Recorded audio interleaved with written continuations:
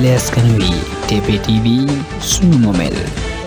Darou Info suñu doyen yi nekk Darou Info donc le match l'arbitre vient de donner le coup de sifflet pour le démarrage du match qui oppose l'ASC Jambar de Darou Thioub et l'ASC Pastef de Tivaouane Peulh hors-jeu du monsieur l'arbitre à la première incursion de l'ASC Jambar qui commence à prendre le jeu en son compte donc ñoo ngi noonu waa Darou Info donc ñu leen di nuyu bu baax ñu nekk en collaboration ak ñoom voilà donc c'est ça sont des choses qui se font naturellement donc toujours ballon à la position des joueurs de l'ASC Pastef le numéro 10 de l'ASC Pastef qui joue avec son numéro 5 le numéro 15 qui va centrer position de jeu du monsieur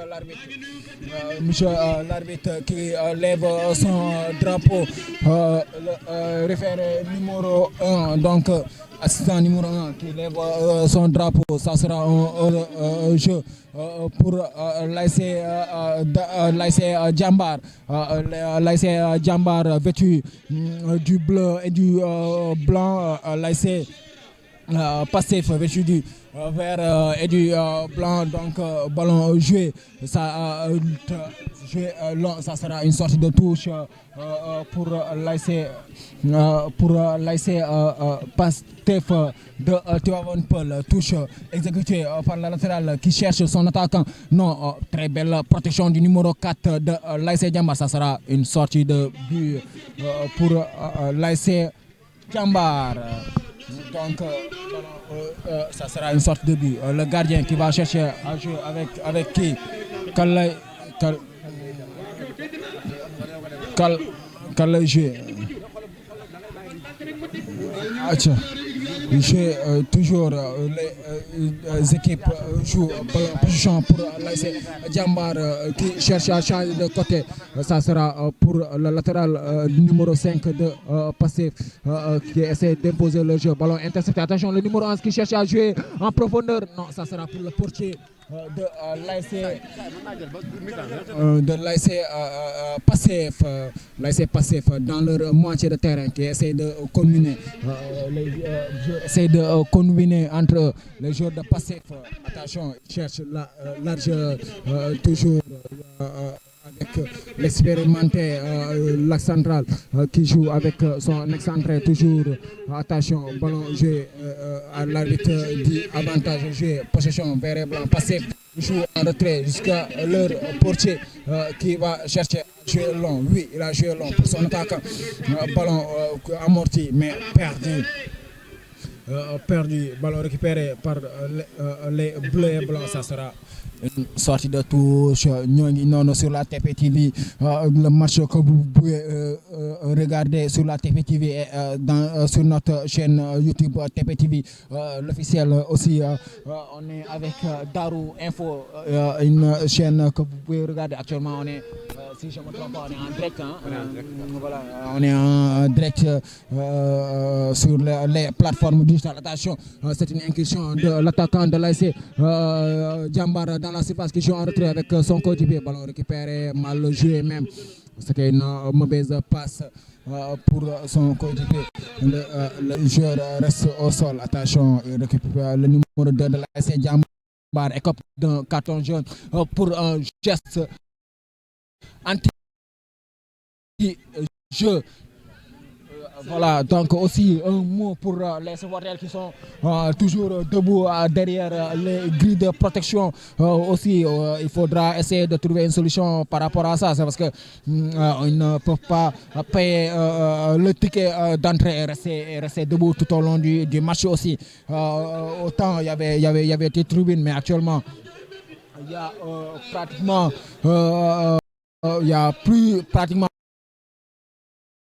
plus de tribunes hormis les tribunes qu'on voit de l'autre côté qui sont pratiquement le ticket est un peu cher pour ces jeunes qui se débrouillent même pour venir regarder leur ASC jouer, qui colmatent même de gauche à droite, qui les jours de match même, ils se refusent même de manger pour pouvoir venir assister au match de leur ASC. Donc il faut essayer de les mettre dans des conditions même acceptables pour pouvoir regarder leur ASC jouer convenablement et prendre du plaisir tout en restant fair play. Toujours ballon pour les joueurs de l'ASC Jambar vêtus du bleu et blanc. Faute de monsieur l'arbitre.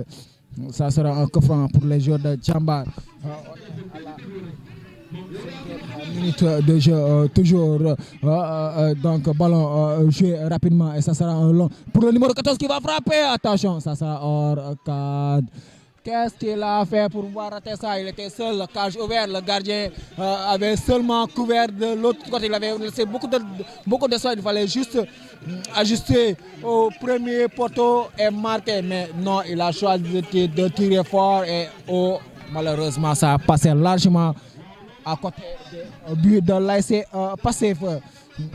Ballon toujours pour le portier de l'ASC Passif dans sa surface de réparation. Noumoudef, il va jouer avec qui? Avec son axe central.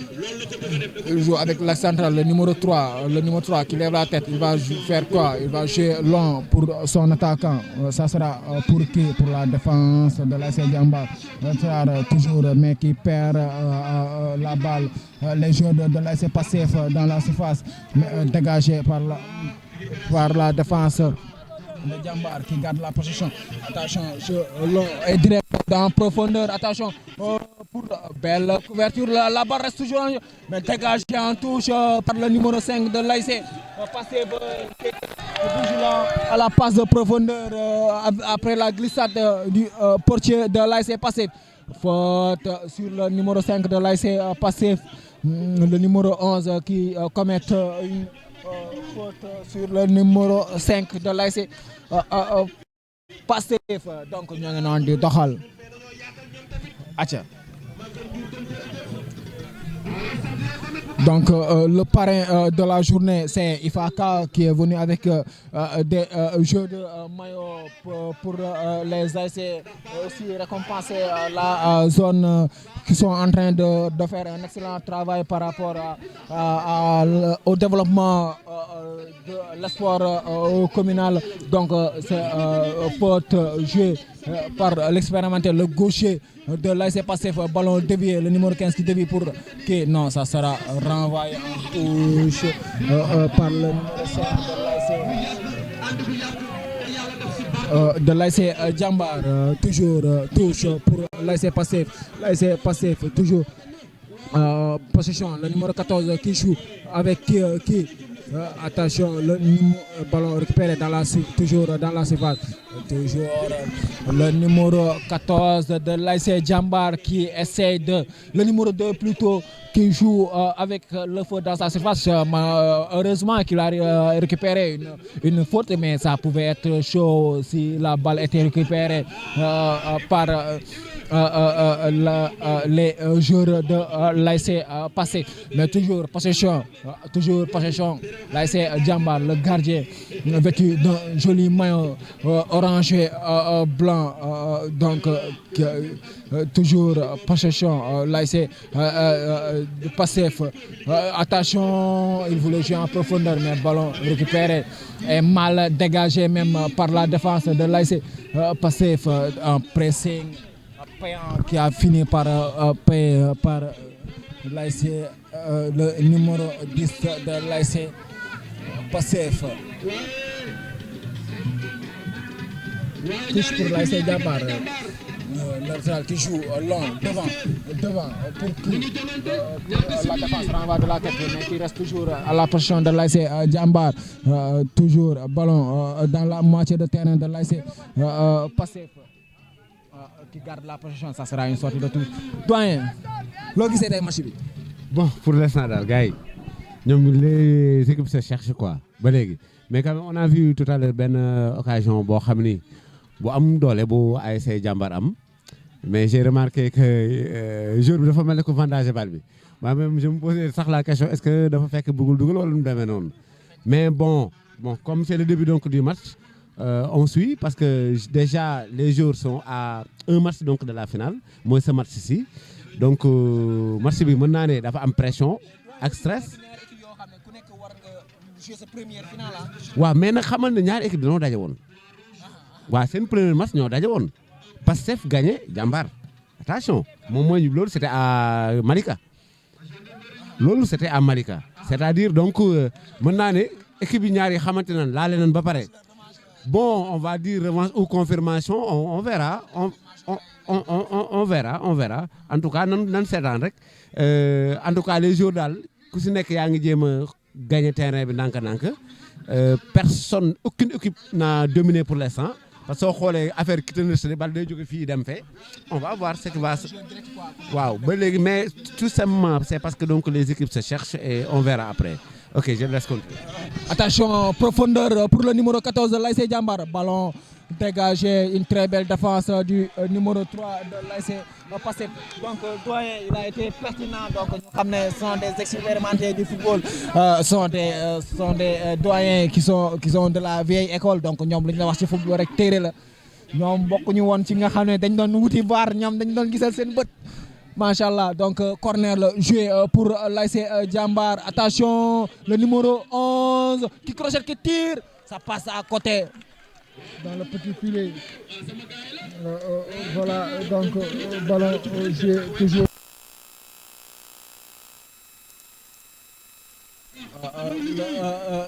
Donc toujours ballon à la possession des joueurs de l'ASC Pastef, le numéro 3 qui joue en retrait avec son portier. Attention qui prend le risque. Qu'est-ce qu'il le gardien il est en train de prendre un risque énorme. Qu'est-ce qu'il a voulu faire? Il pouvait jouer simple. Attention toujours. Donc ballon pour les joueurs de Pastef. Non mais ballon dégagé en touche. Très content de vous avoir. En tout cas, la nouvelle elle est bonne pour tout le monde.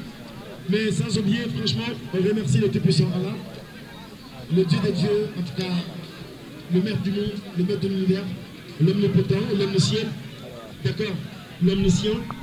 Celui a son pouvoir, en tout cas, d'attribuer à ses créatures ce qu'il veut, ce qu'il pense. Donc, franchement, aujourd'hui, je ne cesserai. Toujours ballon faute du monsieur l'arbitre, ça sera une faute pour l'ASC Jambar, autant pour moi. Donc faute dans la moitié de terrain de l'ASC Jambar. Est-ce qu'ils vont jouer? Oui, ça sera peut-être un jeu direct. L'arbitre qui demande aux joueurs de jouer. Le portier va exécuter ce coup franc. Oui, il joue long vers qui? Vers son attaquant. Non, ça sera une tête de défenseur de l'ASC Pastef. Les deux équipes sont en train de se chercher tactiquement, mais aussi même dans leur jeu direct. C'est parce qu'on voit un jeu beaucoup un jeu de profondeur, un jeu direct. Chacun veut toucher directement son attaquant. Attention, renvoi au corner pour du défenseur de l'ASC Jambar. Ça sera un corner au détriment de l'ASC Pastef. L'ASC Pastef, donc vêtu du vert et blanc. Attention, corner tiré au premier poteau, une tête, ça sera une sortie de but. Donc comme on disait, c'est un jeu direct, un jeu en profondeur. Chacun veut toucher son attaquant directement pour pouvoir ouvrir la marque, mais je pense qu'ils doivent être beaucoup plus patients dans le jeu pour pouvoir trouver des failles ou des brèches dans l'équipe adverse pour toucher carrément l'attaquant et ouvrir la marque. Mais si on joue à la précipitation, ça sera un jeu sans fond. Doyen, attends, ñu doxal. Donc, le match se poursuit entre l'ASC Jambar et l'ASC Pastef. Donc, deux équipes qui se sont déjà rencontrées.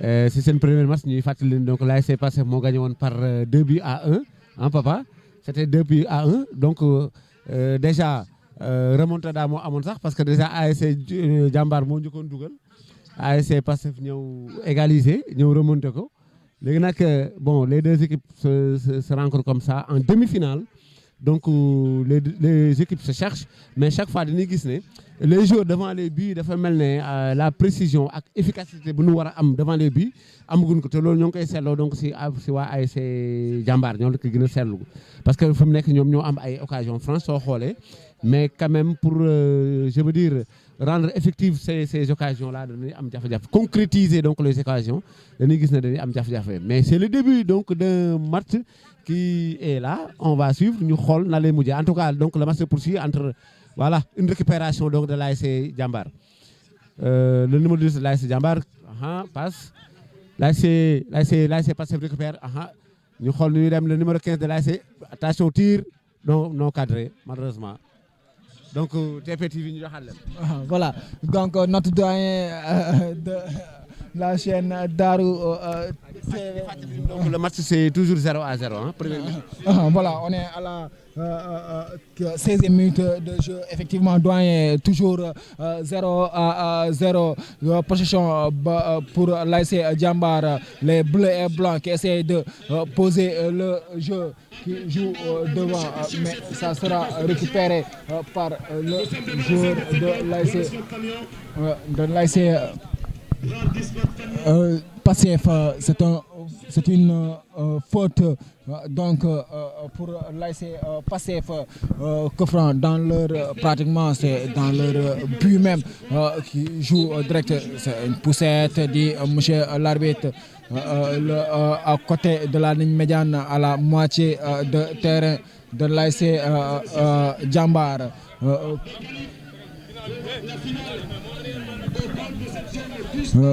Kofran donc jeu qui va être joué par le numéro 12 de l'ASC Pastef qui cherche son numéro 10, ça sera une sortie de but.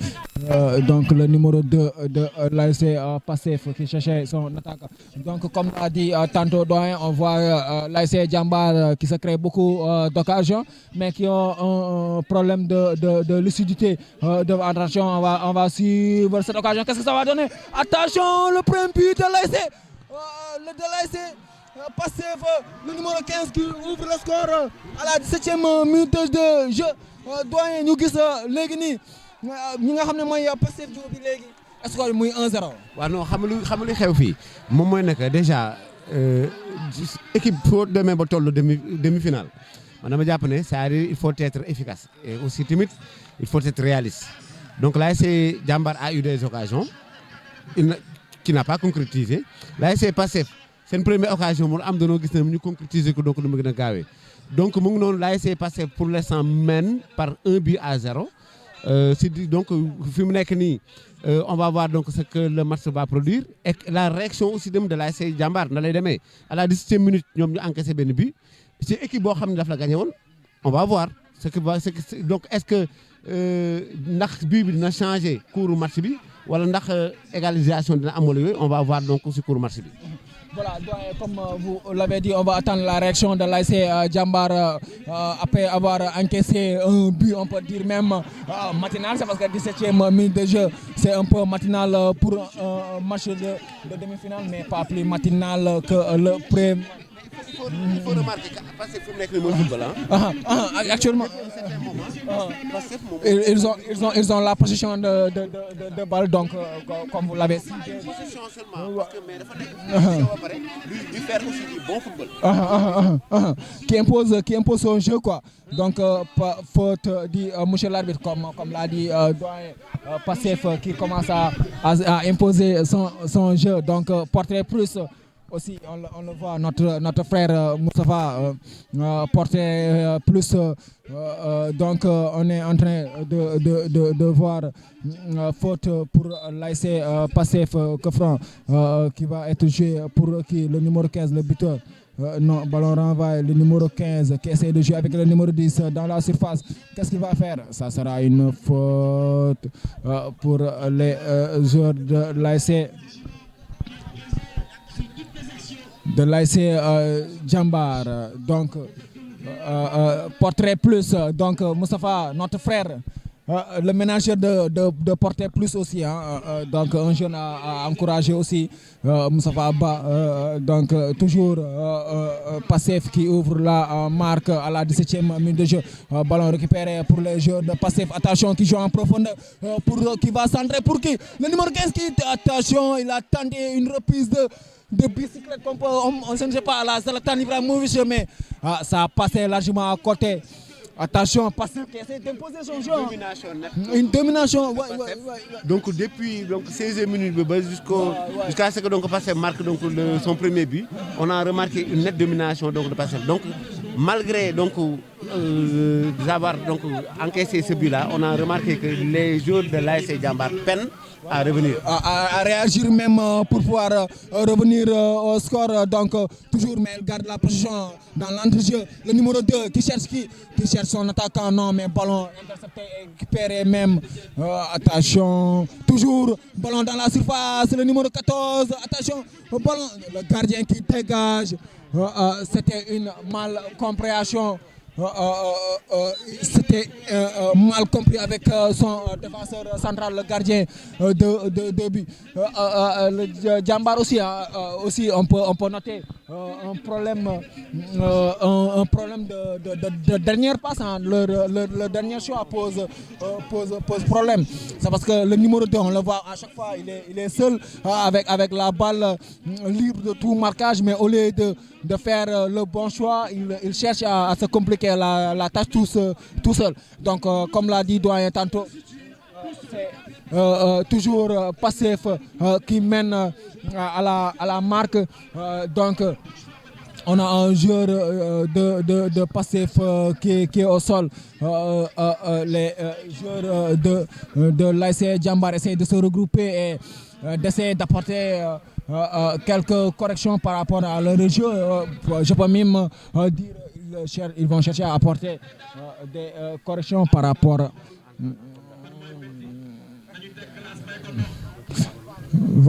apporter des rectifications tactiques même.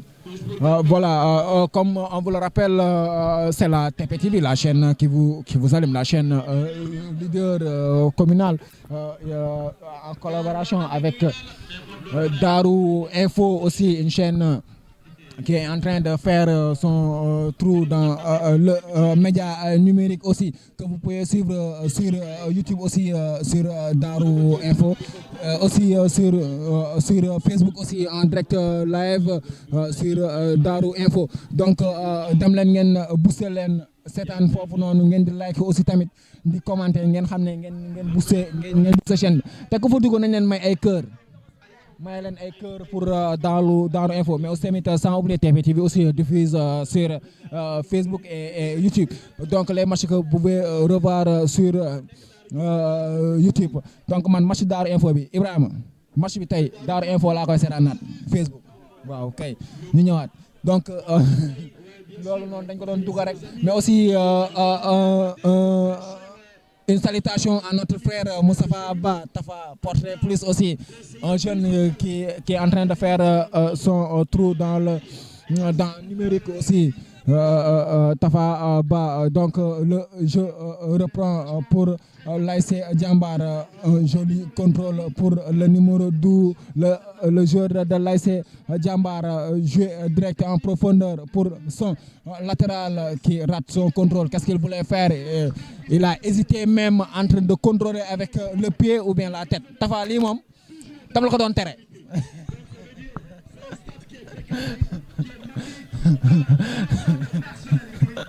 Donc voilà, loolu ay dugal rek, mais sans oublier de saluer aussi nos amis de la zone TV, Matar DJ Matar moom mooy fii aussi borom ñaari galon yi, mais sans oublier aussi Lampa Fall borom Bamal Mouridine moo ngi noonu, Khalil de la TPTV, incontournable, mais aussi notre doyen, notre très cher, moom dañ koy nuyu, accompagné de Omar suma jumul Tafa moo ngi noonu. Papa Diop, donc Papa Diop aussi de Darou Info qui est en train de faire un excellent travail. Toujours ballon possession pour l'ASC Pastef, mais il perd la possession. Ballon joué direct. Ça sera une charge irrégulière, faute, dit monsieur l'arbitre. Ñoo ngi noonu di doxal di wéyal. Ñoo ngi noonu. C'est à leen match bi en direct sur Darou Info. Man Darou dama kaa miin. Mais Darou nag li ma ko miin tableau Darou rek laa fa xam. Mais suivez loolu bëgg a xam ci Darou rek. Loolu bëgg a xam ci Darou ci bu rek topp leen Darou Info. Man de ouais, sur Facebook. Waaw. Voilà, depuis 2017, donc Darou Info qui... Attention, ballon tiré direct, franc direct et repoussé par le gardien en 2 temps. C'était cadré, c'était puissant même. C'était un tir surpuissant même, on peut dire. Ben missile la ko dóor. Loolu la ñuy naan missile sol-sol. Doyen loolu xam nga ci dara missile sol-sol. Yooyu mooy yu yàgg ya. Aca ballon joué toujours à la position de l'ASC. Non, il perd la position. Qu'est-ce que l'arbitre a dit? Faute. Il va écoper d'un carton jaune. Le défenseur de l'ASC. Pour qui? Ça sera pour le... Je pense que c'est le défenseur de l'ASC parce qu'il écope d'un carton jaune. Dossard numéro 7 qui écope d'un carton jaune suite à une faute sur son vis-à-vis. Coffrant du côté gauche de l'ASC Pastef, du côté droit de l'ASC Jambar. Ça sera peut-être même un petit corner qui est à l'angle de la fin de la surface qui est même à côté de la ligne, mais un peu excentré. Ça sera un centre, le numéro 9 qui va exécuter le coup franc. Il va centrer, non, ballon renvoyé de la tête. Et repris, attention! Quelle belle reprise ça a passé de peu à côté. Le numéro 2, très bien inspiré.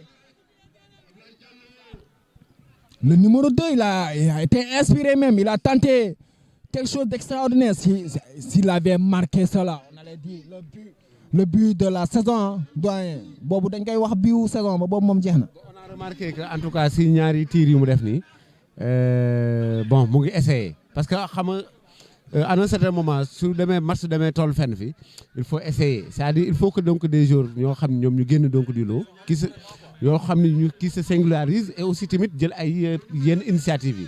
C'est ce qu'il a fait. Def na ay tir yoo xam ni benn bi daf ko cadré beneen bi mu cadré wu ko, mais on a remarqué que donc ñu ngi essayé. L'essentiel c'est ça, c'est-à-dire c'est que quand su fekkee da la dugal la réaction gis nañ Pastef moom fi mu nekk day def tout pour maintien bi. Jàmbaar bi nga xam ne moom lañ dugal moom aussi moom war a def tout pour génn si fu ko Pastef tënk. Voilà, loolu rek moom moo fi nekk pour l'instant. Mais on voit Jambar qui commence à sortir la tête de l'eau. Ouais, mais quand même mollement, hein, par rapport à quelqu'un qui a pris une claque, donc du non nga réaction bi. La réaction elle est trop molle, hein, vraiment. Réaction bi nekkul benn réaction ak luñ koy xaaree par rapport à quelqu'un boo xam dafa jël claque du réaction bi du moom mooy réaction bu ñu xaar quoi. Mais quand même on a vu donc des joueurs qui se singularisent et aussi peut-être loolu ça peut avoir donc mën na am ay issue heureuse, on verra. Donc on verra doyen. Donc doyen, il est un peu insatisfait de la réaction des joueurs de l'ASC Jambar. Donc c'est un peu minime par rapport à lui, à leur réaction. Ils peuvent réagir un peu plus.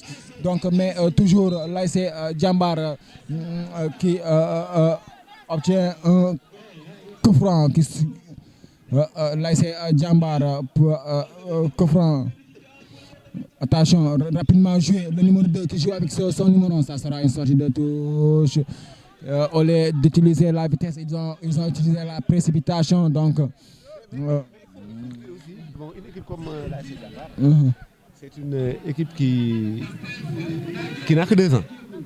Une équipe jeune, on peut dire. Très jeune même. Qui n'a que 2 ans. 2 ans là. Et aussi l'ASC Jambar est né donc des flancs donc de l'ASC Djibo. L'ASC Djibo qui s'est qualifié en finale. donc mu ngi noonu donc vous verrez donc dans une localité mu mel ne Daara Thioub day am ASC Jambar boo ASC Djibo bi nga xam ne qualifié na final ba pare. dans une autre zone ah dans une. Ouais. Non, donc ces deux équipes-là ne pouvaient pas appartenir à une seule zone. Sinon day am problème donc heureusement que gars yi muus nañ waa ODCAV muus nañ ba nga xam ne dañuy jël ASC Jambar ak ASC Djibo ñu bañ a bokk zone sinon xam nga rek parce que ay supporters ASC Jambar ñoom ñooy supporters ASC Djibo en réalité c'est une seule localité qui a deux équipes benn bi nekk na finale kenn ki di jouer demi-finale.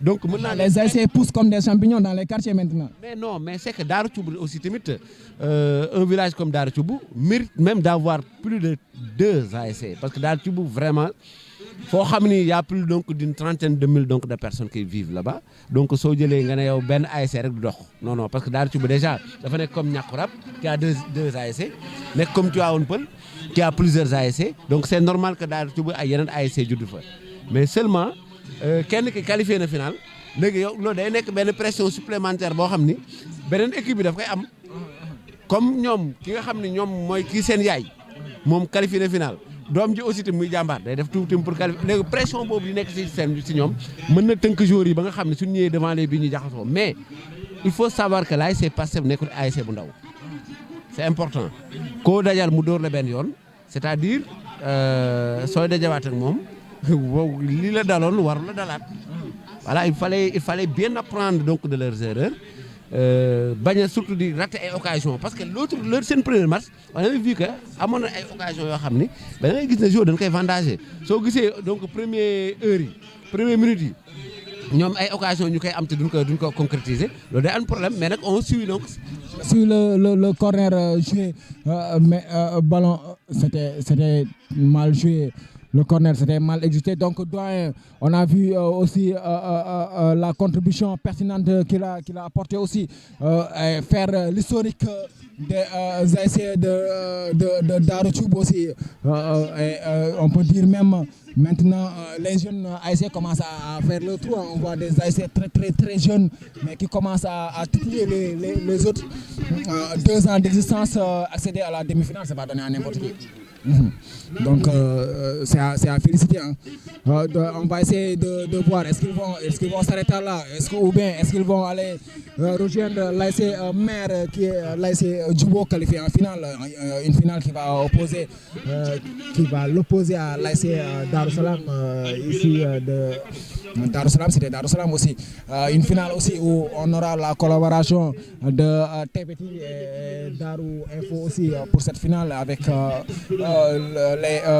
la zone 11 aussi hein, donc ça sera actuellement on sera à la disponibilité des 3 zones toujours ballon pour l'ASC Jambar qui essaie de jouer le numéro attention très bel tacle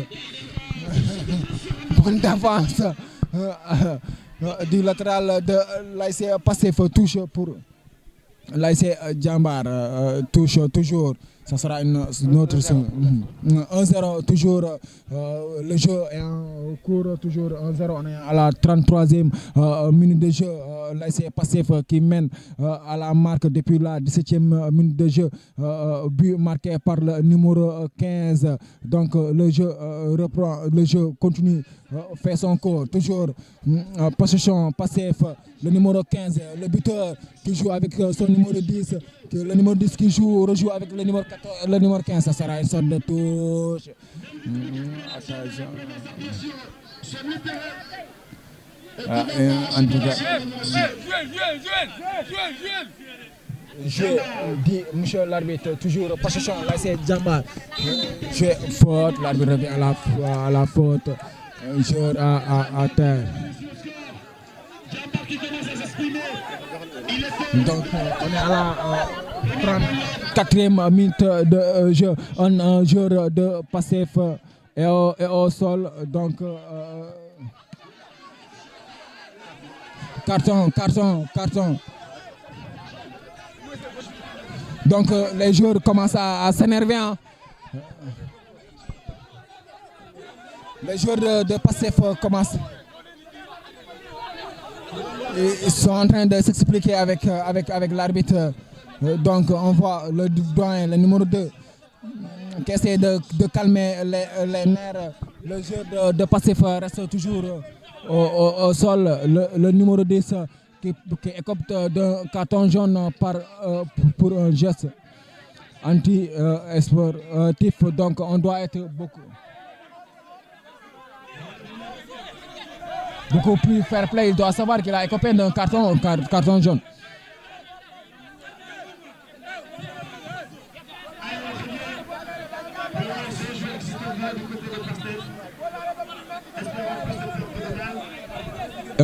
Donc ils doivent se calmer, hein, ils doivent se calmer pour garder l'esprit fair play qui anime le jeu. C'est parce que si ça s'agite dans le rectangle vert, ça va aller jusqu'aux tribunes. Donc ils doivent se calmer un peu. C'est parce que là il commence à faire tard, les prix sont archi pleins. Donc tout le monde sont là, donc les joueurs doivent se calmer pour garder l'esprit fair play. Toujours le joueur est au sol. Donc comme l'a si bien rappelé tantôt Doyen lors du premier match de l'ASC Pastef et de Djambar, l'ASC Pastef avait pris le dessus sur le score de 2-1 après un remontada. Donc après avoir marqué en premier, l'ASC Djambar s'est vu l'ASC Pastef revenir à le score et marquer un deuxième but pour entériner le match définitivement.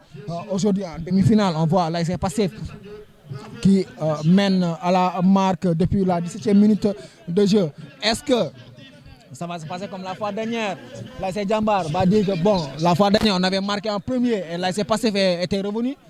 Est-ce que l'ASC Pastef va dire que bon, c'est un match qu'on avait plié alors qu'on avait encaissé le premier but? Cette fois-ci on a marqué le premier, parce qu'on ne va pas continuer à jouer. C'est indécis, on va laisser le destin nous guider. Donc le discours donc de l'entraîneur, donc des entraîneurs je dirais, à la mi-temps, ça sera très très très important pour un match pareil. Il y a des matchs, parce qu'en ce moment-là, donc les joueurs ont été bien entraînés, ils ont donc une physique extraordinaire, tout est là. Mais ce qui reste maintenant, c'est le discours de l'entraîneur. Qu'est-ce que l'entraîneur dira aux joueurs? Peut-être son discours pourra changer énormément de choses. On verra maintenant. Donc, en tout cas, attention. Ah là là. Voilà. Toujours, le manque d'efficacité devant les buts, c'est le problème de l'ASC Djambar. C'est depuis le début du match, on se rend compte que l'ASC Djambar a d'énormes difficultés pour concrétiser donc ces occasions. Et là, mais absolument, parce que c'est ce que je vous ai dit tout à l'heure. Ok, bon, c'est ce que je vous ai dit. C'est-à-dire la réaction donc de l'ASC Djambar était une réaction un peu molle par rapport donc à cette claque-là reçue. Il fallait une réaction plus, voilà quoi, beaucoup plus musclée. Mais on a remarqué que donc la réaction elle est un peu molle. Bon, mais on verra. Peut-être aussi, comme je vous ai dit, cette pression supplémentaire là, donc du fait que donc l'ASMR s'est qualifié, peut-être. Mais avec le discours de l'entraîneur, ça peut changer énormément de choses. On verra. Voilà, donc ça sera une mi-temps qui sera pour les coachs, hein, comme vous l'avez dit. Parce que c'est ça le rôle parfois d'un coach qui doit jouer un peu au psychologue, hein, et de savoir analyser et de placer les bons mots pour pouvoir galvaniser ces jeunes. C'est parce que quoi qu'on peut dire, sont des jeunes actuellement. Sont des jeunes, pratiquement, nul ne fait pratiquement une trentaine d'années dans les deux équipes. S'il y a, il y aura une ou deux personnes. Donc c'est ça. Attention, ballon dégagé, danger par le gardien de l'ASC Djambar. Golo Djambar moo dégagé non. Donc position toujours l'ASC Pastef, touche qui essaie de chercher le numéro 10. Ballon dégagé par le numéro 4 qui est l'axe central de l'ASC Djambar, mais ça sera toujours une touche.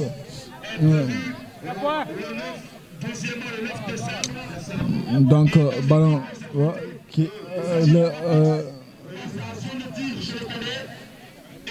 touche jouée pour l'ASC Pastef. Attention dans la surface, dégagé par la défense de l'ASC Jambar. Le numéro 2, toujours, le numéro 2, toujours, qui joue en profondeur avec le numéro 11. Qu'est-ce qu'il va faire? L'arbitre du jeu ne met pas son drapeau. Attention, face à son vis-à-vis, qu'est-ce qu'il va faire? Numéro 11, il va essayer de... Non, il perd.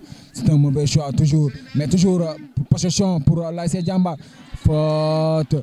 On voit une ASC Jambar un peu plus entreprenante dans le jeu, avec un jeu en profondeur direct. Il essaie de passer par les côtés. Maintenant, c'est par les côtés qu'ils vont passer pour faire des bons centres et essayer de toucher l'attaquant dans la surface. Mais si vous jouez rapidement sur les côtés, vous touchez l'homme qui est sur le côté sans autant qu'il puisse toucher l'homme qui est à l'intérieur. C'est parce que pour marquer, il faut être au milieu du jeu, comme on dit, dans le couloir intérieur. Comme on a l'habitude de le dire aussi, hein. C'est parce que le cadre aussi, le but se trouve dans le couloir intérieur. Est-ce qu'ils vont essayer de chercher le couloir intérieur? Mais toujours, ça reste à voir. Toujours, on joue la 40e minute de jeu. Ballon toujours pour les joueurs de l'ASC Pastef dans leur surface. Attention, l'ASC Pastef, les joueurs qui sont en train de prendre un risque énorme. On est à la 41e minute pratiquement, minute de jeu. Touche, c'est un mini corner qui va être exécuté. Touche remis et toujours le numéro 4 de l'ASC Jamono qui va jouer, qui garde toujours la balle. Le numéro 4, le numéro 9 plutôt. Attention, ça sera quoi? Une petite numéro 5 sur le numéro 9. Ça sera un coup franc même. Un coup franc pour l'ASC Jambar.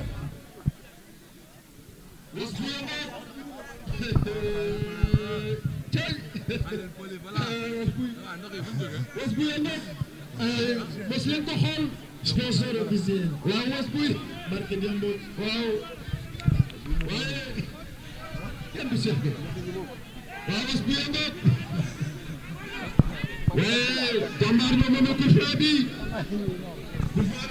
On joue donc coup franc un peu ouvert, c'est un coup franc ouvert pour l'ASC Jambar du côté gauche de l'ASC Pastef, du côté droit de l'ASC Jambar, aux abords de la surface, un peu à côté de la ligne de touche. Le numéro 18 va jouer au deuxième poteau. Attention, ça sera. Attention, le gardien qui relâche la balle en deux temps, il le recapte donc. Le gardien est dans son match, mais il joue toujours en deux temps à chaque fois. Ces prises ne sont pas rassurantes. Attention, c'était un peu dangereux, télescopage entre les deux joueurs. Attention, c'est une mauvaise passe. Attention, le numéro 10 qui cherche. Le gardien, toujours vigilant. Le gardien de l'ASC Jambar, toujours ballon possession pour les joueurs de l'ASC Jambar. Le numéro 11 qui joue avec son attaquant. Non. Le numéro 3, le tacle, le bourré, le code de fofu non. Attention, toujours possession. Le numéro 2 de l'ASC Jambar. Le numéro 2 de l'ASC Jambar, il est excellent.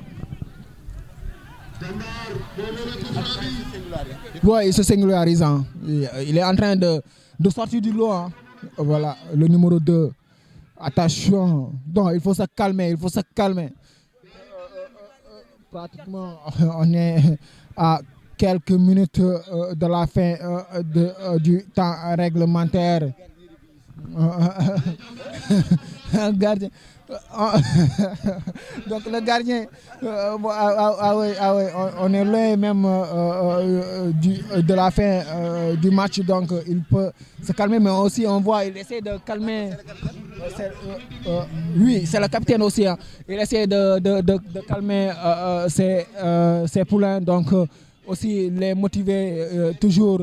Le capitaine, le gardien, attention, ballon joué. Voilà.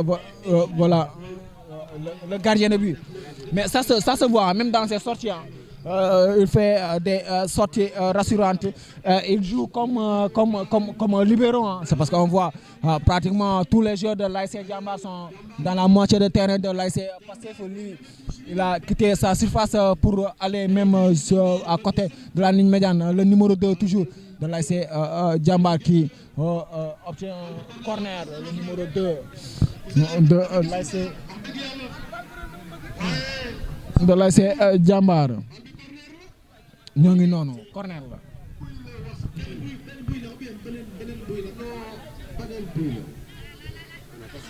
On a à la fin de la première période, on est à pratiquement quelques secondes. Hein.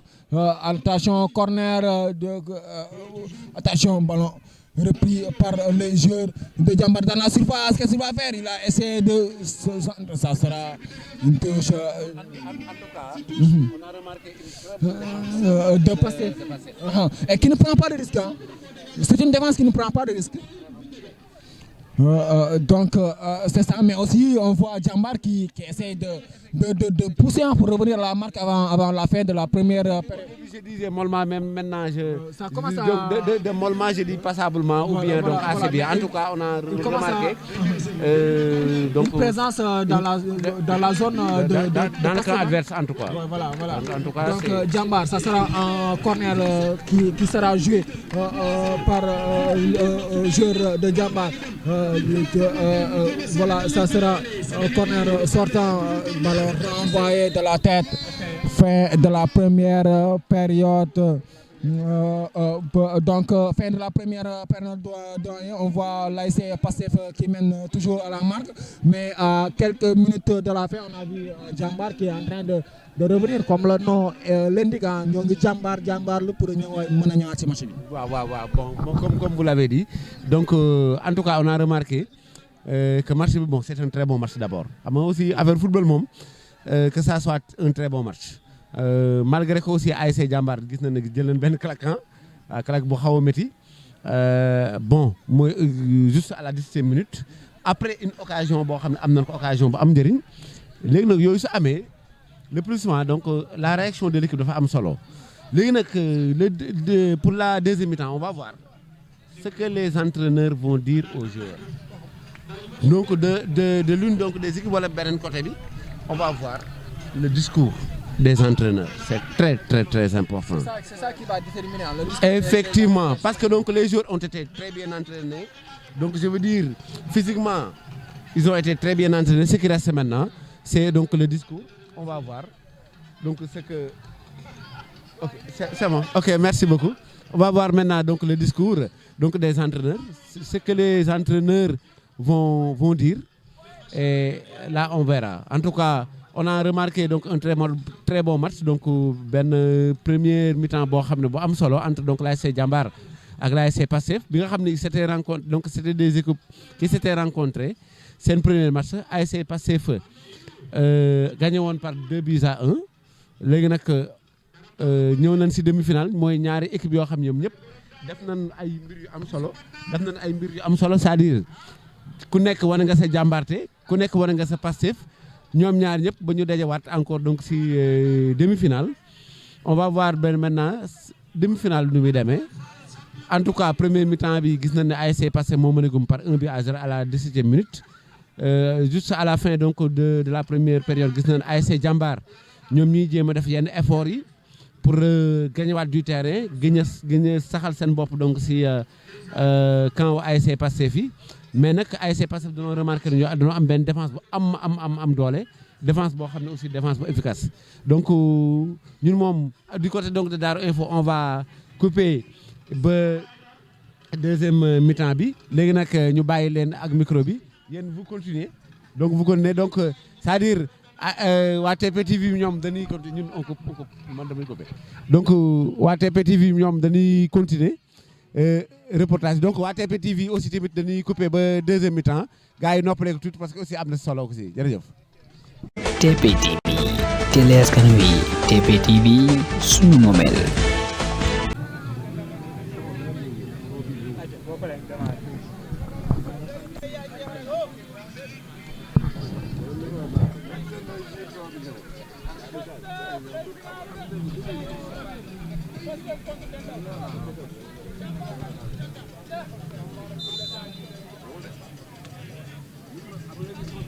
Donc le jeu reprend, c'est la seconde période ici à le stade municipal de Niakoulrab. On est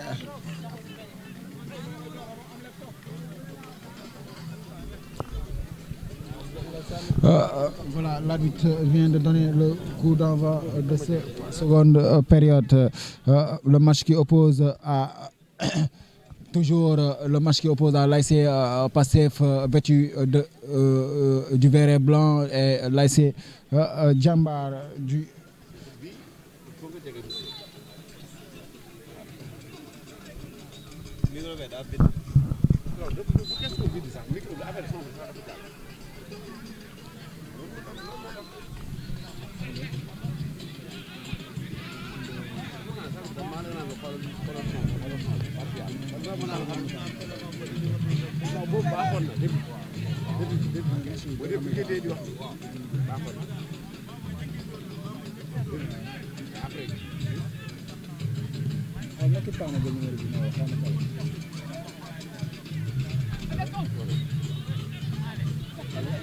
Attention, le numéro 11 dans la surface. Qu'est-ce qu'il a fait?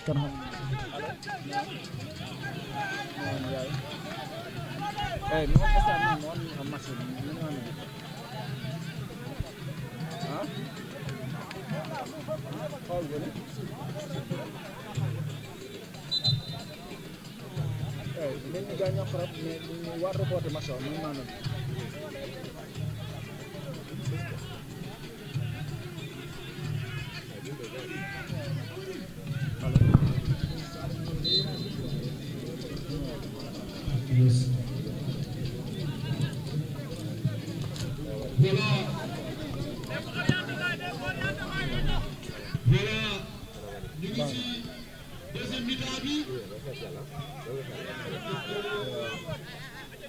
ñu ngi si deuxième mi-temps bi diggante Pastef ak Jambar waa Jambar ñooy doxal waa Jambar toujours ñoom ñooy doxal boolu Pastef bi fii la bal bi voilà ci diggante ñaari équipe yi le jeu reprend donc toujours ballon dégagé.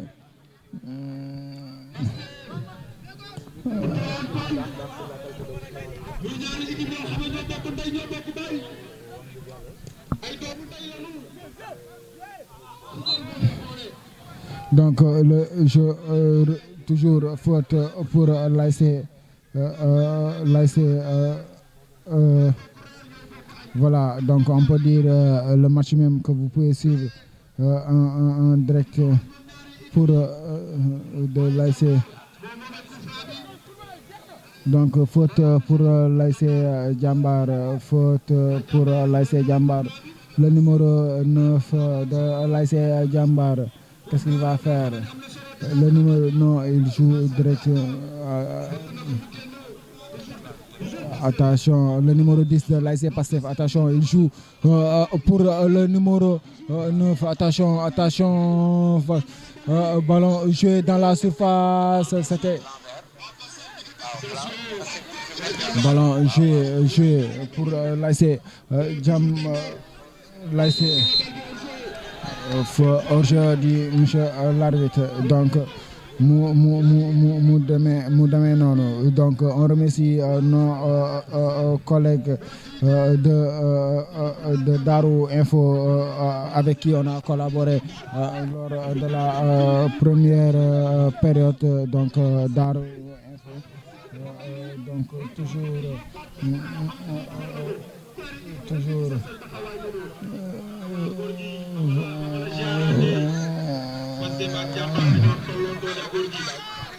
boo xoolee yoxosu nañu kii di Jambar moo yoxosu Pastef mais daf koo fekk ci mëninam jërëjëf waaw daf ko fekk ci mëninam góor gi waaw du teere jóge naa foofu sax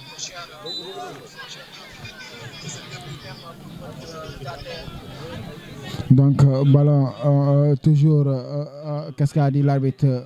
Faute que franc pour les joueurs de l'ASC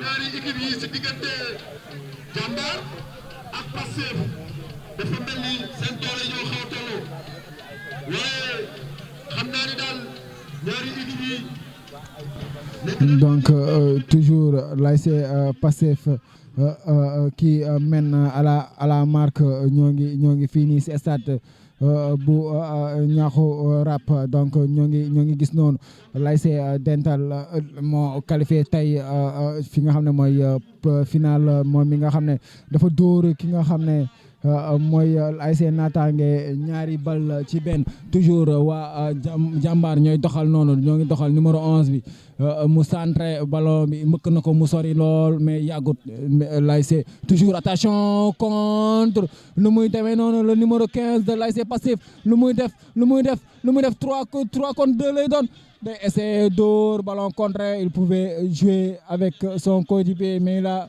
choisi de jouer solo donc dañuy ñëwaat noonu ballon joué toujours bal bi joué numéro 9 jàmbaar bee koy jël noonu mu joué ak gardien bi xool kan lay joué attention gardien bi may na nu muy def day joué en retrait nu muy def passe numéro 10 bi crochet day dóor attention gardien ba ko génne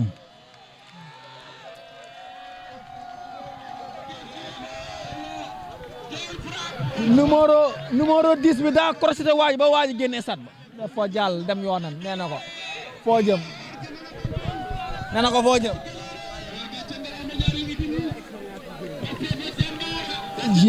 jëlelelelelelel joué ça sera un corner tête du dégagement des bleus qui sont de l'ASC Jambar. Attention le numéro 11, quelle belle défense de l'ASC, le numéro 7 de l'ASC Pastef qui a très intelligemment défendu. C'est une faute sur lui, une charge irrégulière. Lool moo ngi noonu ñu taxawaat ñëw kaay mu ne ko lan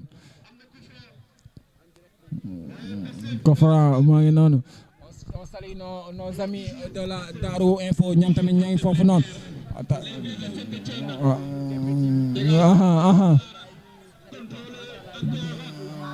Donc toujours possession pour l'ASC Jambar. Attention dans la surface qui essaie de jouer avec son attaquant.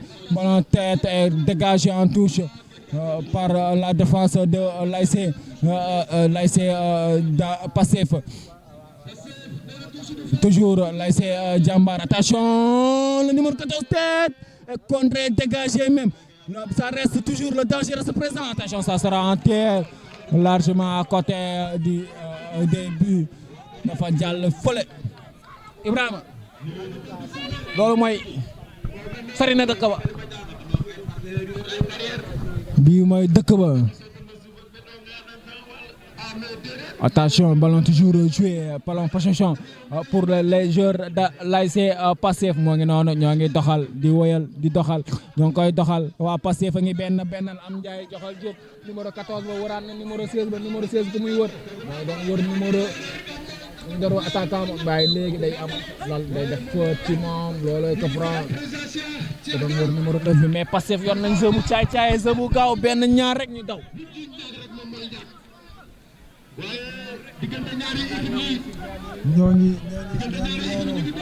On est à la 9e minute de jeu de la seconde période ñoo ngi doxal gars yaa ngi doxal ku dëkk ngi wër fooy jaar ballon Pastef le numéro 2 ça sera une touche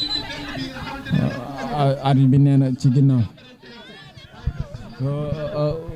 l'ASC Jambar qui est à l'assaut pour vouloir égaliser.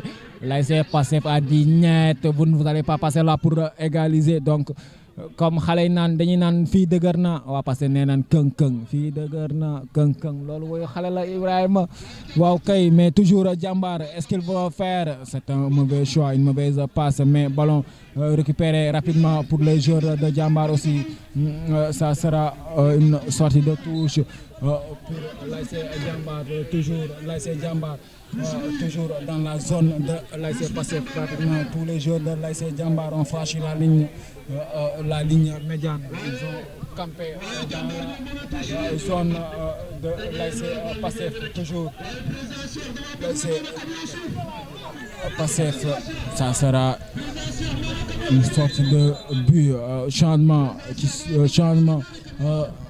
le numéro 19 qui cède sa place au numéro 17. Changement pour l'ASC Jambar.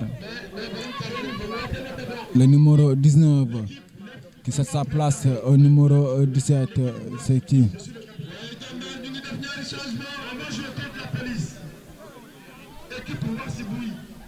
J'ai fait la sélection.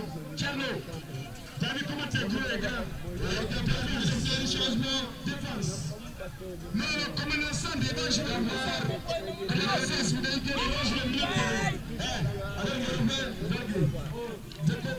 Allez, ce que je dis. Le numéro 19.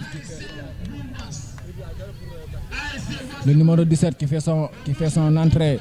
Le numéro 19 qui cède sa place.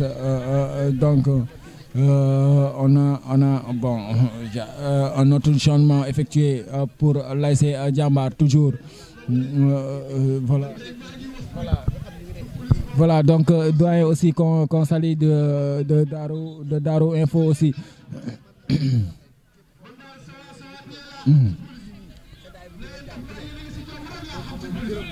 Ouais. Donc, ici à le stade, on a un vent un peu frais, hein, donc ça commence à. On est à la 12.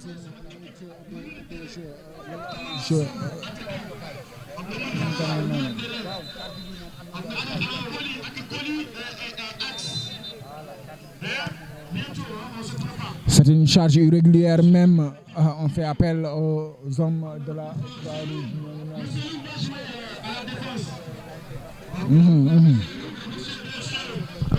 ñoo ngi noonu gars yaa ngi sànni ci kaay ñii ngi sànni fële ñii ngi def lii ay waaye xanaa seetaan ñu combat Modou Lo Kéba Ama Baldé Modou Lo ñëw takkul dara te daan nañu xam ne affaire yi moom ci entraîné ñëw defaru ba jekk la ñëw football ki toog kër ga mënul gañe match ba ñu nekk si biir terrain ñooy gañe wala imam lu mu wax nga reetaan ma rek noppi bàyyi ma si biir suñ may dóor de di nga ma àtte bés buñ may dóor maa lay woosi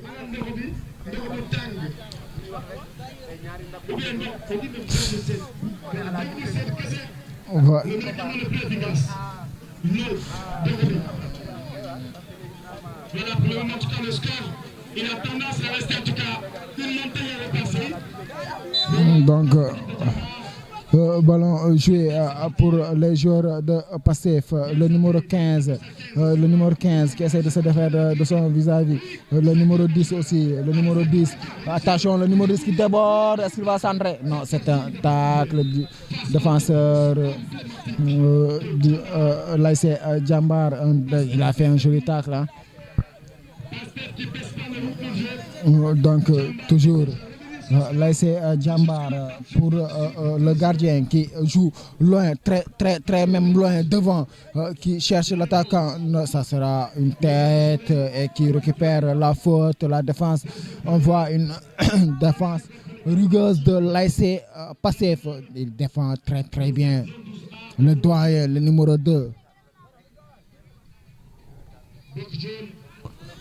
On voit une équipe de Pastef composée de jeunes aussi, mais aussi de jeunes expérimentés aussi, hein, des jeunes qui ont déjà fait leur trou ailleurs et venir à Pastef pour confirmer. Donc on voit toujours ballon aux abords de la surface, ballon toujours à la possession des joueurs de l'ASC Pastef. Hors-jeu du monsieur l'arbitre. Aujourd'hui numéro 15 de l'ASC Pastef, auteur du premier but, auteur du seul et unique but même, on peut dire.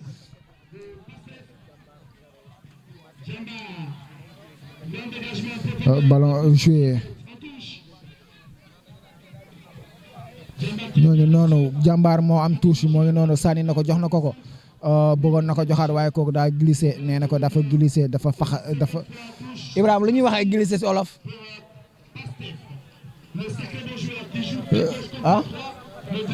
daa tarxiis daanu waaw kay Ibrahima loolu attention le numéro 15 dans la surface qu'est-ce qu'il va faire? Il va centrer, il joue avec le numéro qui non le numéro 9 qui perd dans ses dribbles.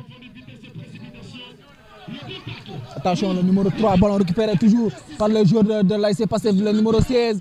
Sur le côté, est-ce qu'il va centrer? Oui, il va jouer avec son numéro 9, contré. Le numéro 16, toujours, qui est à la charge. Ça sera une sorte de touche de l'arbitre pour l'ASC. Pour l'ASC Jambar. Orange, Green Mousse. Dans cette deuxième période, Donc, ballon joué. Toujours. Attention, ballon dévié par l'attaquant pour le numéro 11. Attention, Alexandre de l'ASC Jambar dans la surface. Il va travailler son vis-à-vis. Qu'est-ce qu'il va faire? Il va entrer dans la surface. Il centre. Ça sera contré. Toujours pour le numéro 11 de l'ASC Jambar. Toujours, il joue avec son coach B, le numéro 3. Le numéro 3 qui cherche la solution, lui aussi. Le numéro 3. Le numéro 3. Ça sera une faute du numéro 14 sur le numéro 3. Arbitre. Moussi.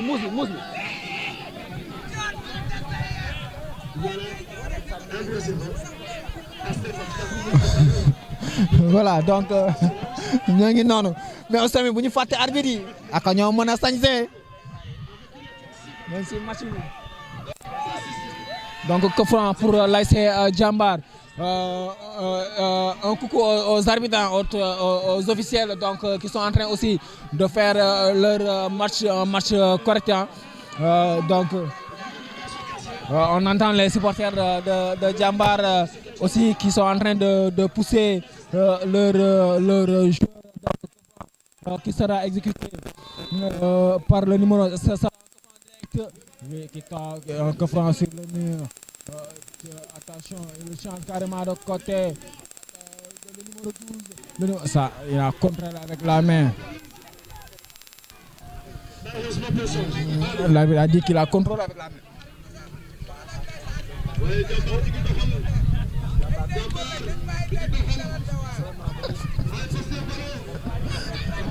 Acha Pastef ñooy doxal ñooy wéyal noonu ñoo ngi doxal waaw numéro kii la tarxiis na arbitre bi nee na Kafra loolu la Ibrahima dafa tarxiis nee na ko tarxiis su ma juumul ne tarkinda xale tarkinda bi la ñu xam waaw Jambaar ngi noonu waaye Pastef ñoo mën a défendre ñoom fépp la ñuy tàggale ci kaw ak ci suuf yëpp joueur Pastef yi. Attention, centre. Wow. Il a trouvé personne. Ça a été trop fort même. Gars yi dañoo daw loolu. Ibrahima dañoo lem bopp yi. Mais Ronaldo daa jékki-jékki ne fes. Ne mes. Ne menteng. Ni jant bu so. Kenn gisatu ko fen. Waaye ñoo ngi fii stade Niakoulrab jant ba sonn bu yàgg depuis bi tental di jouer ak ki nga xam ne mooy.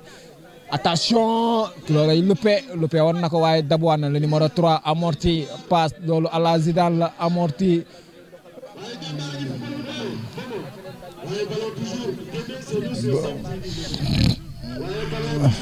Ballon.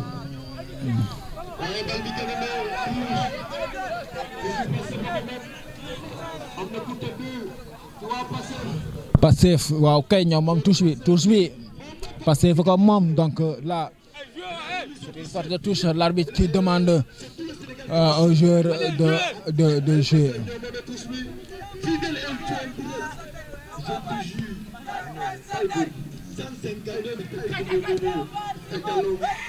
Attention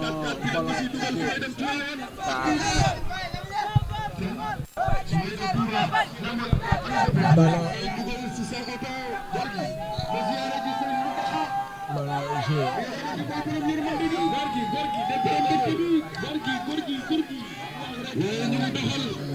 Le numéro 6, c'est une sorte de touche.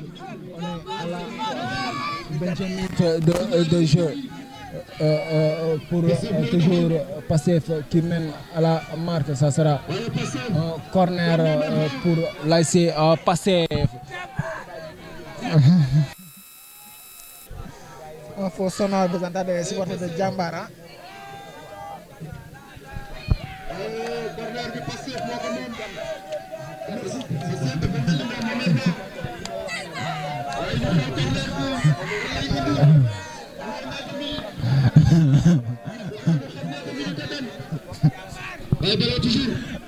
cas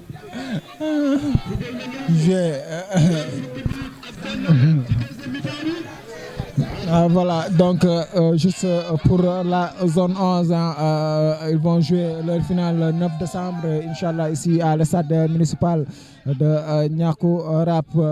La finale cadette va opposer à l'ASC Cité Apix de notre très cher, le président, le PDG de Faye, PDG Amoul Tapale et de Souleymane Fall, PDG de STP School. Aussi, on voit aussi la deuxième finale, la finale senior va opposer à l'ASC Darussalam à l'ASC Djubo. La finale cadette va opposer à l'ASC Cité Abix à l'ASC zone de tir. Ça sera une des très belles finales. Attention, ballon joué en profondeur, le numéro 16 de l'ASC face au défenseur, le numéro 16 qui garde toujours la balle, qui essaie de jouer avec son partenaire, non, qui perd, le numéro 2 de l'ASC Jambar qui essaie de jouer. Attention, Lolo est loupé. Attention, dans la surface, Jambar descend, le numéro 12 descend pour le numéro 1 qui essaie de remettre. Ça sera pour le portier.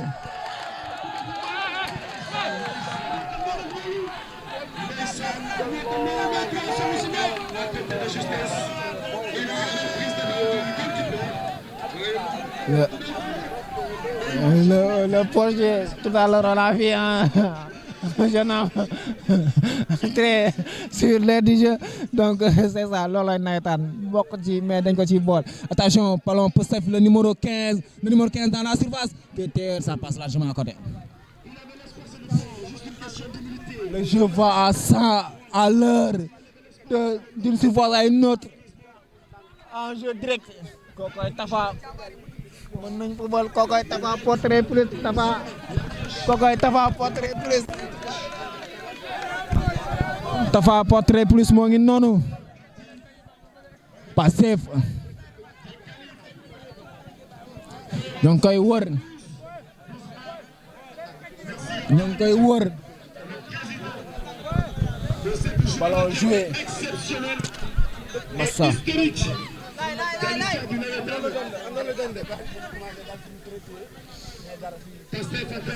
Le bokk per.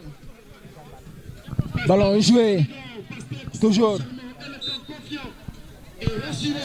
Faut te dire, monsieur l'arbitre, que franc pour le joueur de l'ASC Jambar. Ballon toujours. À la 23e minute de jeu. Ñoo ngi noonu Jambar, changement de côté. Le numéro 18. Qui donne la touche, donc jouer le numéro 10 qui joue avec son numéro 3. Le numéro 3. Ouais. La vision, le service qui était déjà là, qui a désiré de cette balle. Ñoo ngi fi. Gaa yaa ngi doxal di wéyal. Aucune précision de la passe du côté de Jambar, du côté de Pastef. Aucune précision de la passe dans les orientations. Jambar, c'est tendu. Le match qui prend une intensité énorme. Le match qui monte en température, en effervescence.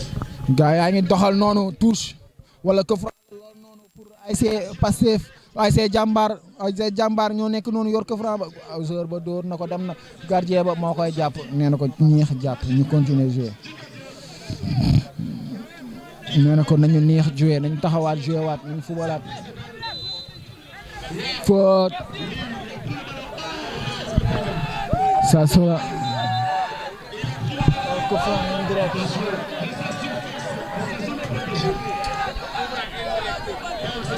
C'est un coup franc indirect. Le gardien avait relâché la balle, après il a repris des mains, donc ça sera un coup franc indirect. Kokoy Tafa portrait plus, maa ngi xaar samay photo.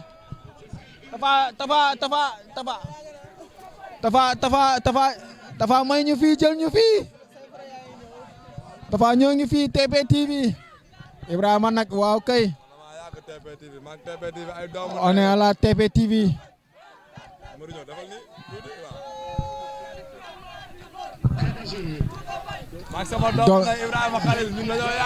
Donc, coup franc indirect pour l'ASC Jambar. Toujours l'arbitre qui est en train de discuter avec.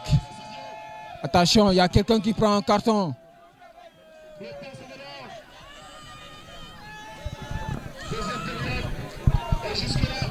L'ASC coup franc indirect. Voilà, Tafa portrait plus. Le génie. Le petit. Kooku noonu mooy dem Touba photo ju ko neex. Kooku ay photo sëñ bi. Kii mooy sëñ Tafa léegi. En tout cas, il était un excellent joueur. Je ne sais pas est-ce que Tafa venez. Tafa Ibrahima damay dugal publicité. Tafa kay ni. Tafa avant balle arrêté bi di am. Tafa portrait plus lan la. Portrait mooy image. Non, c'est que concept bi que je comprends quoi, mais le projet entreprise c'était quoi? C'est plus qu'image quoi. D'accord, c'est plus qu'image. C'est infographie, photographie et sérigraphie combiné. Ah ok, moom ngay boole def. Exactement. Ah Tafa yoon bi xam nañ ni yàgg nga ci Tafa yoon bi inshallah di nga yegg fi nga jëm. Parce que bi ma la gisee Touba nga photo ñooñu noonu rek man ci laa ne Tafa yegg nga. yaa ma accompagné. Non mais Tafa Neymar bi bàyyi nañ ko léegi dañ naan sëñ Tafa. Gis nga comme que déggatuma Ibou Mourinho kay. Non Mourinho bi des na. comme que déggatuma Ibou Mourinho kay. Non mais Mourinho moom dafa des. ma jàpp ci Tafa portrait plus bi rek. Non Tafa Neymar ma bàyyi la ko. Tafa portrait plus inshallah ñoo ngi lay ñaanal yàlla na yàlla may nga yegg fi nga jëm ak portrait plus. Amiin nga xam ne ñu ñëpp ñoo ngi si biir inshallah. Man nag may jël portrait plus. loolu dafa leer yow yaa ngi ci biir bu yàgg. Merci beaucoup. Allez merci donc un jeune encouragé soo amee ngénte takk lépp loolu am rek loo xam ne bëgg ngeen ko fësal dem leen ngi si portrait plus. Tafa portrait plus attention coup franc indirect pour l'ASC Jambar ñoo ngi noonu am nañu tëdd su oh ils sont mal compris woy yaay dañoo jaawale vitesse ak précipitation ils sont mal compris. Ça sera un corner comme on le disait Tafa portrait plus Khalil. Ballon joué, corner mal tiré. Attention, il a failli marquer dans ses propres buts. Tout le monde dougal ay kawam. Ballon toujours pour les joueurs de l'ASC Jambar. Joué faute. Faute dit monsieur l'arbitre. C'est une faute à main. Les supporters commencent à s'agiter. Ibrahima seddaay ba commencé naa ñëw affaire yi est-ce que duñu taxaw yëngal tànk yu tuuti. xool fa la ñu toll. 16 ba lonk na fi. Toujours un joueur de l'ASC passif au sol. Match bi dañ koy reporter di bouger ñoo ngi nii ak waa la zone waaye Ibrahima waaye. ñoo ngi noonu di doxal. Et voilà, coup franc. Mais orateur, Baye Modou Fall maa ngi lay nuyu. Atia ñu nekk si. waaw dafa commencé sedd kay ñoo ngi si de Khalil.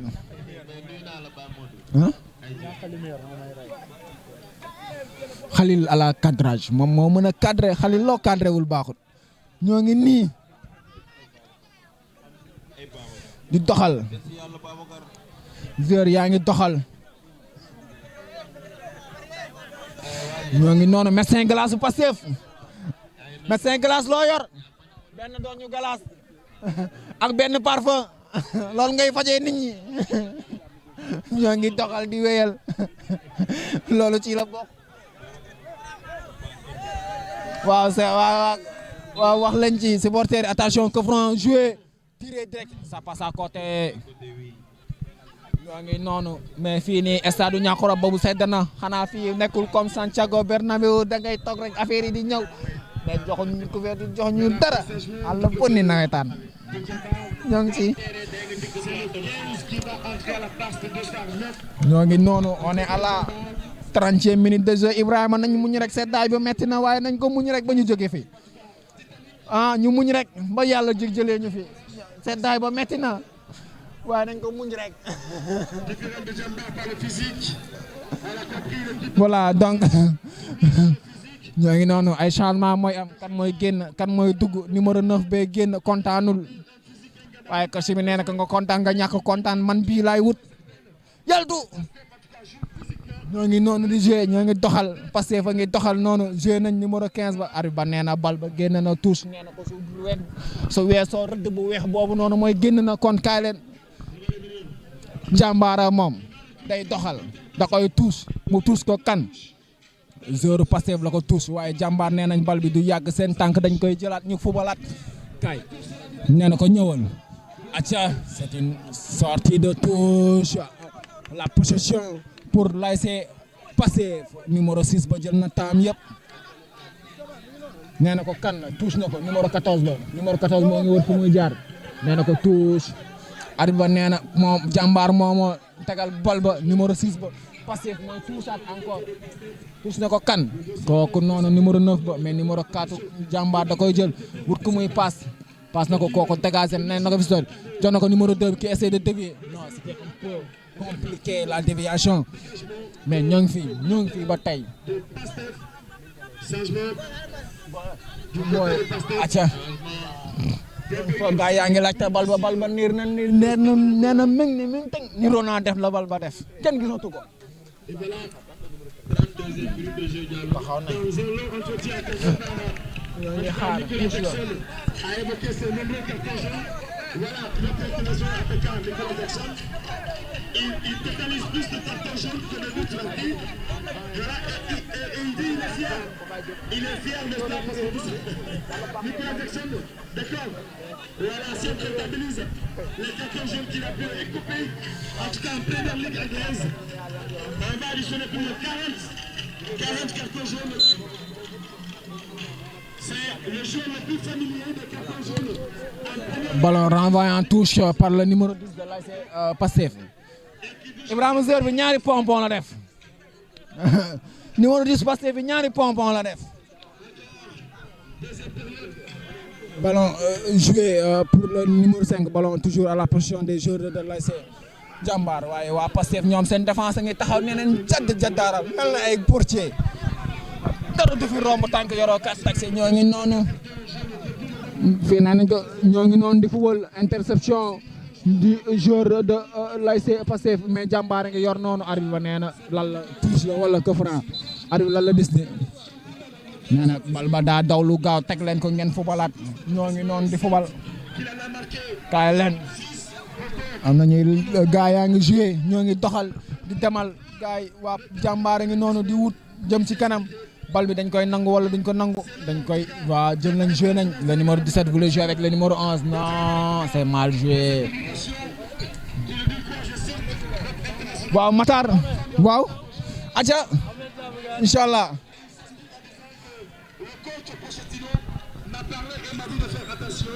on est à la 33e minute de jeu à quelques minutes de la fin du temps réglementaire ñoo ngi noonu di doxal gaa yaa ngi wër anamu góol ba nee na demee leen benn côté fa laay dégager na fa ça sera pour qui pour un joueur de l'ASC Pastef qui dévie pour son attaque attention ballon récupéré avec beaucoup de lucidité par la défense de l'ASC Jàmbaar ballon récupéré le numéro 11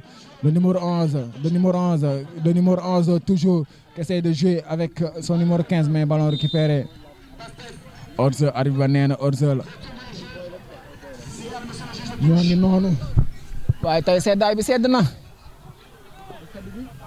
waaye yow seddaay bi kay daa sedd ah man kay dama mujjee jóg supporters yi ñoo ngi noonu ñoo ngi doxal ay waay Ibrahima li ànd cuuraay moo ci neex ba jugu neex ak tëdd sa wet di naan nijaay ndax da ngaa sonn na man déet waaye toog fii rek star ñaa ko rab yàlla àll bon ñoom aja ñu doxalaat ñu doxal Ibrahima lii weesu na suñu première journée nga xam ne dañ fi doon ñëw sol souverainement samu tàng waaye tey da ngay sol mbàjj sax muy gën a sedd on woni nawetaan nga arat hay bom joɗɗa o hay goto ƴewatama ha haala ha maya aca on reprend le jeu voilà dans la surface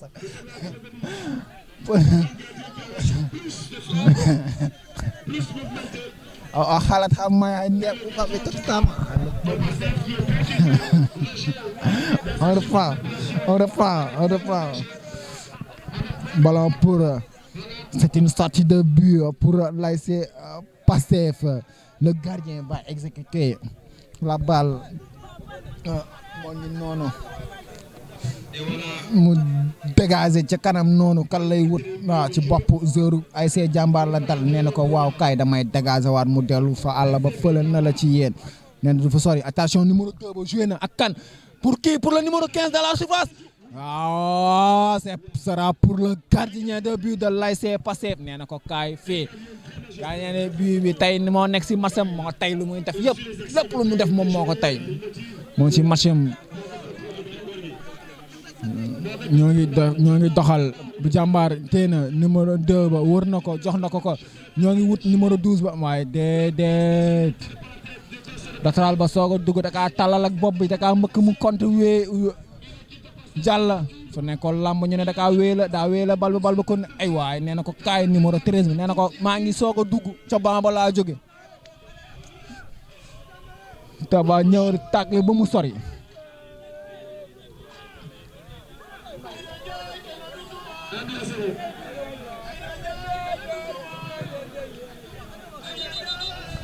ana bal ba bal la ñuy wër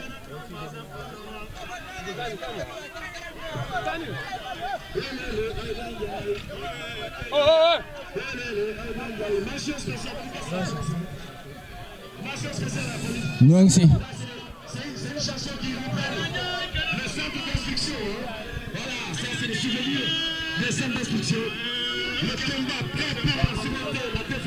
voilà donc touche c'est une touche longue donc ballon dégagé loin même par les joueurs de l'ASC Pastef toujours dans la ligne dans la dernière moitié de terrain de l'ASC attention ballon loupé dégagé en touche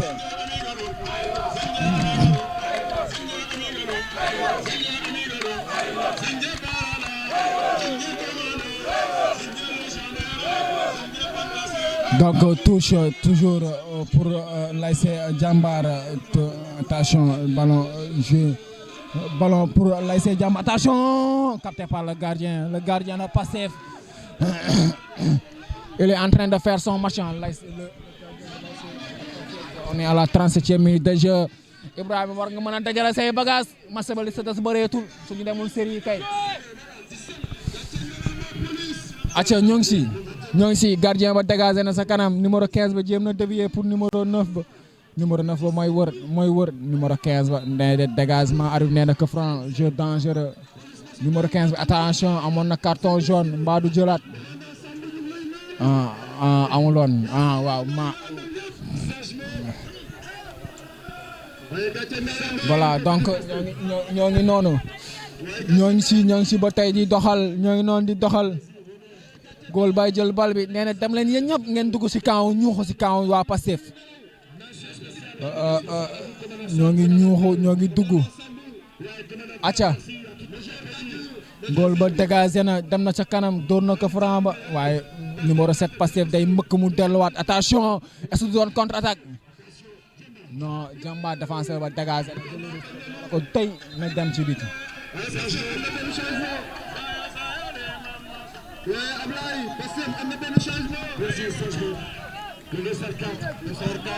le dossard numéro 4 va faire son entrée le dossard numéro 9 va céder sa place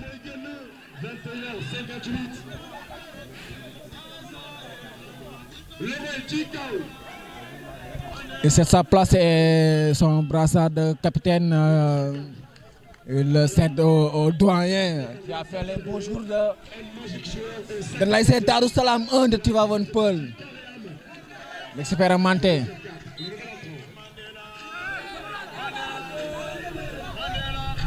ñoo ngi noonu di doxal acca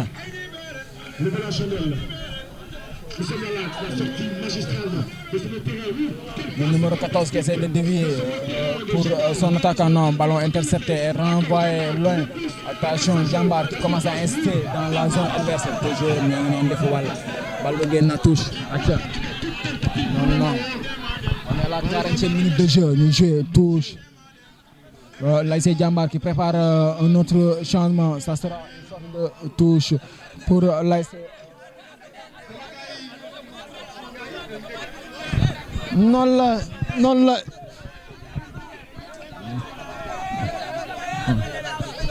l'ami qui chambre le public donc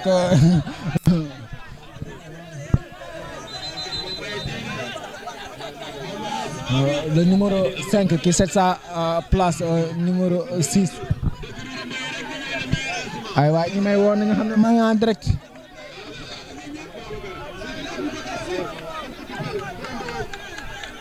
le numéro 5 qui cède sa place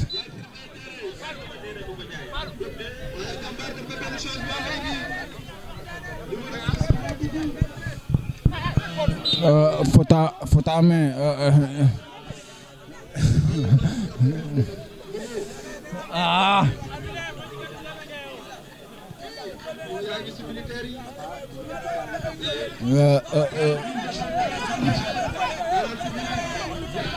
le numéro 14 qui essaie de changer mais bon il a très mal joué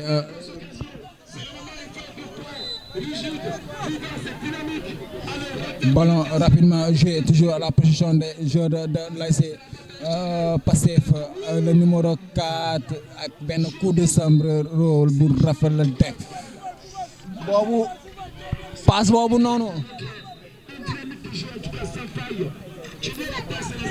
on est à la 42e minute de jeu pratiquement match ba moo ngi bëgg a lemu ñëpp jàll si leneen parce que fekk tental final waaye arbitre bi seexagul sifflet bi nee na match ba jeex na match ba jeexagul jouer le gardien qui joue carrément devant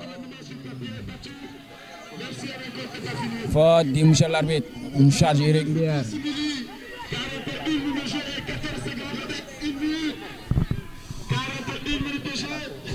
on est à la 42e minute de jeu c'est ça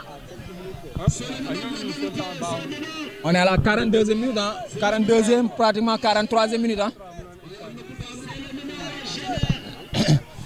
donc là je suis en train de discuter avec monsieur l'arbitre ah oui là c'est ça le football c'est ça le football les arbitres aussi ce sont des humains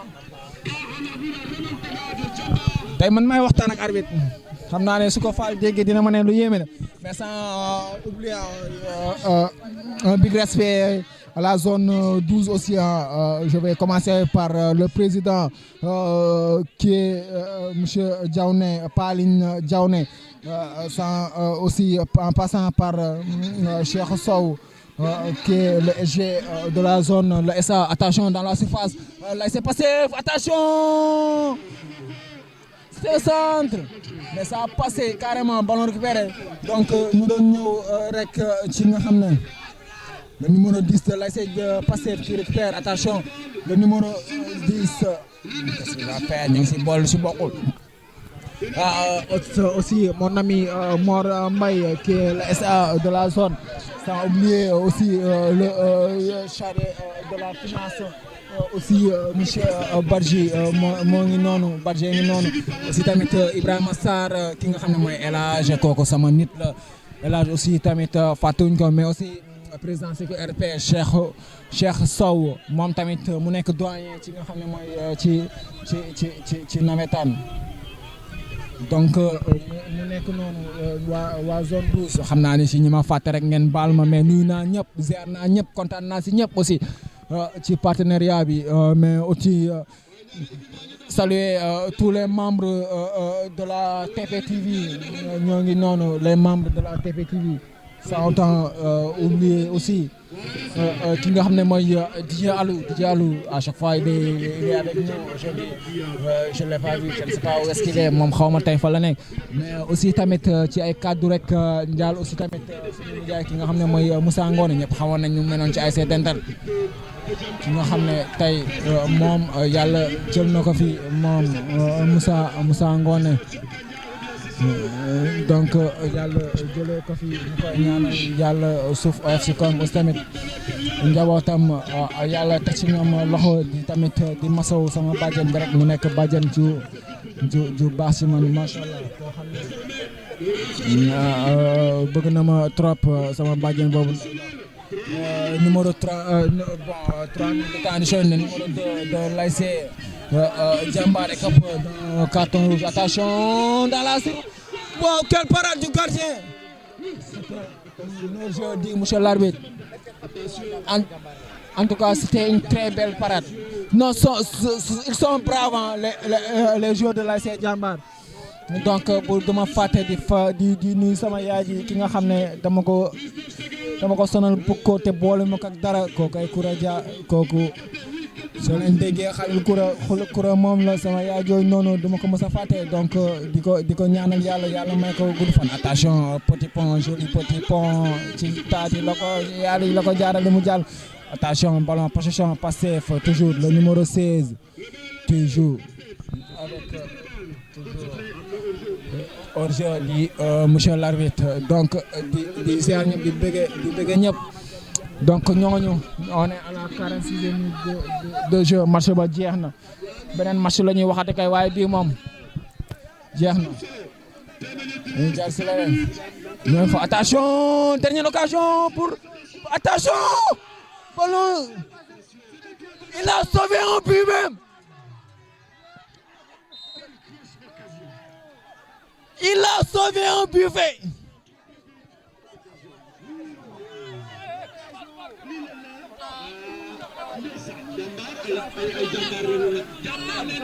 Jambar à pratiquement la dernière minute.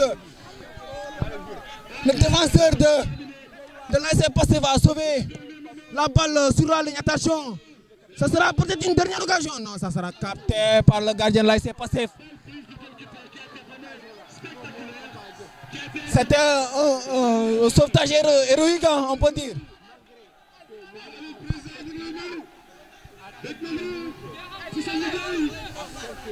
Attention, 1 minute, 52 secondes, 2 minutes, 1 minute. Là, c'est Pastef.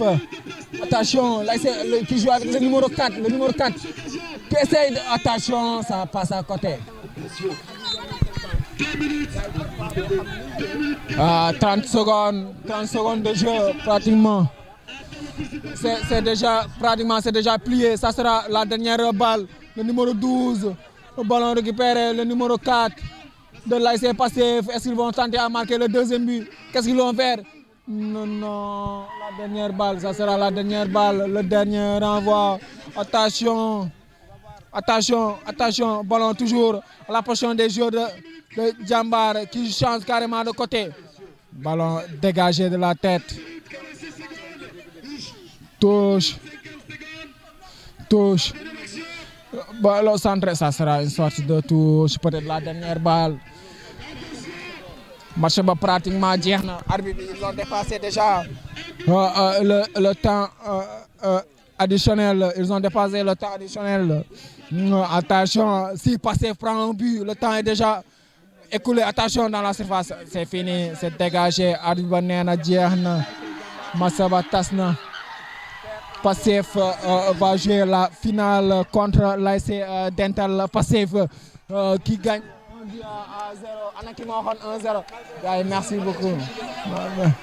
Merci. Donc 1-0 pour l'ASC Pastef qui gagne aujourd'hui cette demi-finale.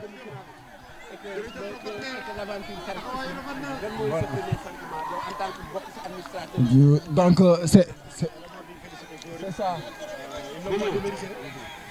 Donc le match vient de finir. On va essayer de prendre quelques réactions. Sinon, Ibrahima, on plie les bagages et on part. Man dama sedd da nga sedd ñun ñëpp dañoo sedd mais match bi neex na. En tout cas, merci beaucoup ci liggéey bu rafet bi ngay def.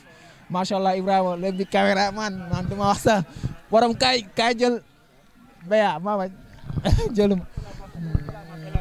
Donc voilà, on remercie aussi nos amis de Darou Info, sans autant oublier toutes les personnes qui ont contribué à la réalisation de cette journée, les hommes de la zone 12, mais aussi félicitations à l'ASC Pastef qui est finaliste, qui va rejoindre l'ASC Dental en finale. L'ASC Dental, Pastef aussi un fait marquant. Pastef va jouer finale cadette et finale senior. Donc nous avons qualifié finale cadette, nous avons qualifié finale senior. Donc nous nekk noonu. ñu gis leen donc Pastef aussi la cadette l'équipe cadette de Pastef qui a éliminé l'ASC Dental en demi-finale aussi. Donc c'est ça. On se prépare pour la finale. Inch'Allah, vous aurez la finale avec la TVTV comme d'habitude. Mais sans oublier aussi remercier DJ Rona aussi qui était là avec nous, mais aujourd'hui qui est parti même à un autre programme. Donc nous devons non rek di jàllee non Ibrahima ñu bàyyi la après ñu ñëw rek xaar Koj Match yi sur la TPTV et sur la TPTV l'officiel sur YouTube. Jërë ngeen jëf kontaan nañ ci yéen.